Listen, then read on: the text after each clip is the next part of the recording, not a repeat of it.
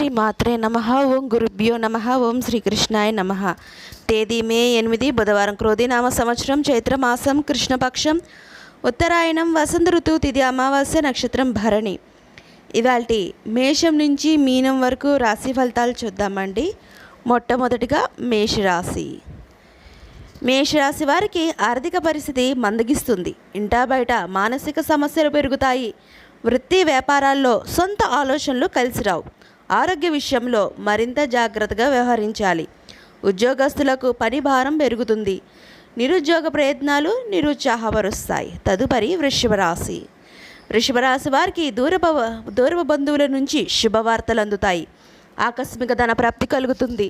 చేపట్టిన పనులు సకాలంలో పూర్తవుతాయి.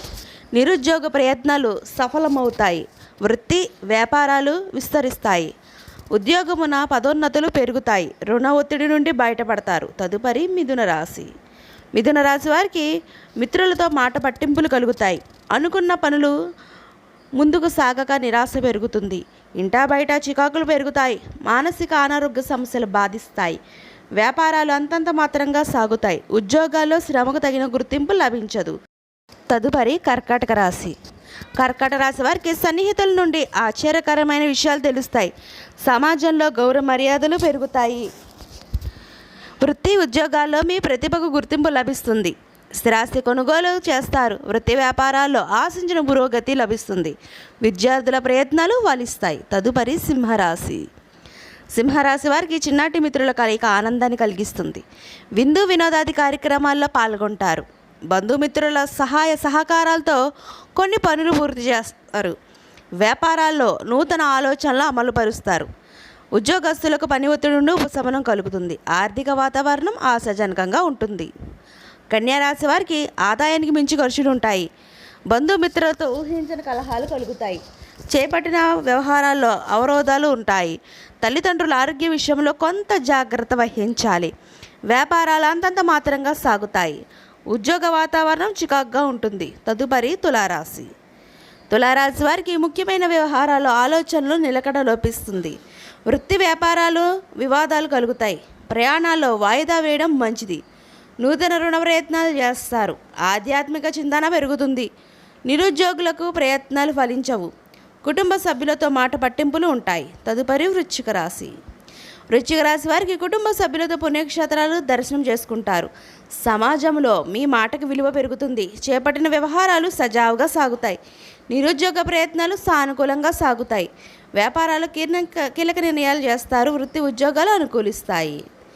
ధనుసు రాశి వారికి మానసిక ప్రశాంతత కలుగుతుంది. చేపట్టిన వ్యవహారాలు విజయవంతంగా పూర్తవుతాయి. ఆలోచనలు ఆచరణ పెడతారు. గృహమున శుభకార్యాలు నిర్వహిస్తారు. వృత్తి వ్యాపారాలు ఆశించిన లాభాలు అందుకుంటారు. నిరుద్యోగులకు అధికారుల అనుగ్రహంతో ఉద్యోగ అవకాశాలు లభిస్తాయి. తదుపరి మకర రాశి. మకర రాశి వారికి ఆధ్యాత్మిక సేవా కార్యక్రమాల్లో ఉత్సాహంగా పాల్గొంటారు. ప్రయాణాల్లో అప్రమత్తంగా వ్యవహరించాలి. బంధువర్గం వారితో విభేదాలు కలుగుతాయి. వ్యాపార ఉద్యోగాల్లో కొంత గందరగోళ పరిస్థితులు ఉంటాయి.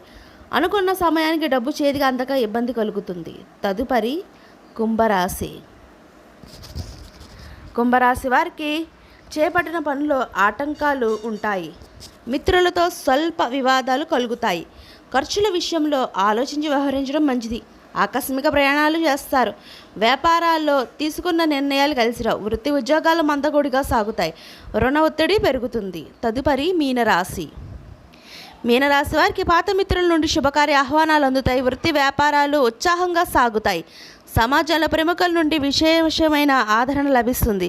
చేపట్టిన పనులు వేగవంతంగా పూర్తి చేస్తారు. ఉద్యోగాల్లో జీతభత్యాల విషయంలో శుభవార్తలు అందుతాయి.